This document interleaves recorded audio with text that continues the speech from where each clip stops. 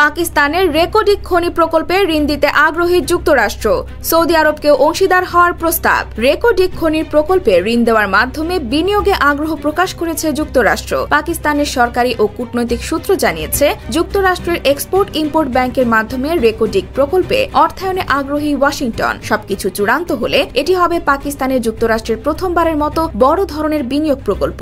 বালুচিস্তানের রেকর্ডিক প্রকল্পের প্রাক্কলিত ব্যয় 6 বিলিয়ন থেকে 6.5 বিলিয়ন মার্কিন ডলারের মধ্যে হতে পারে বলে ধারণা করা হচ্ছে। অর্থ মন্ত্রণালয়ের মুখপাত্র কামার আব্বাসি জানান, বিভিন্ন আর্থিক প্রতিষ্ঠান রেকর্ডিক প্রকল্পে অর্থায়নের সম্ভাবনা যাচাই করছে। সূত্র মতে, প্রকল্পটির জন্য 3 বিলিয়ন থেকে 3.5 বিলিয়ন মার্কিন ডলারের ঋণ প্রয়োজন। তবে এর কতটুকু এক্সিম ব্যাংক এবং কতটুকু অন্যান্য ঋণদাতাদের থেকে আসবে তা এখনো স্পষ্ট নয়। সূত্রগুলো জানায়, ঋণ দেওয়ার আলোচনায় খনন কাজের জন্য যুক্তরাষ্ট্র থেকে যন্ত্রপাতি ক্রয়ের প্রস্তাব দেওয়া হয়েছে। তবে এই ঋণ পাওয়ার জন্য এক্সিম ব্যাংককে প্রিফার্ড ক্রেডিটর মর্যাদা দিতে হবে। বিনিয়োগের বিষয়টি নিয়ে পাকিস্তানের অর্থমন্ত্রী মোহাম্মদ আওরঙ্গজেব এবং ইসলামাবাদের যুক্তরাষ্ট্রের রাষ্ট্রদূত ডোনাল্ড ব্লোমের মধ্যে আলোচনা হয়েছে। তবে যুক্তরাষ্ট্রের দূতাবাস এই বিষয়ে কোনো মন্তব্য করতে রাজি হয়নি। যদি প্রকল্পের প্রধান শেয়ার হোল্ডার এবং ব্যবস্থাপনা নিয়ন্ত্রক ব্যারিক গোল্ড সহ সমস্ত পক্ষ একমত হয়, তবে এটি পাকিস্তানে কয়েক দশকের মধ্যে যুক্তরাষ্ট্রের প্রথম বড় ধরনের বিনিয়োগ হবে। রেকর্ডিক প্রকল্পের 50% মালিকানা ব্যারিক গোল্ডের অধীনে, 25% মালিক 3টি ফেডারেল সরকারি সংস্থার এবং